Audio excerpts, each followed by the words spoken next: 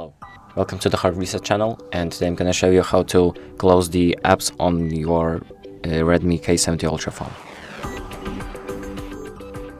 So for example, if you have some apps opened on your phone and your phone feels a little slow or laggy, that means you have some space occupied by the apps, and if you want them to be closed, if you want to free up some space, you're going to click on the square icon on the bottom left, and you're going to see that you have all of these apps open, and you're going to just scroll to the left to close them.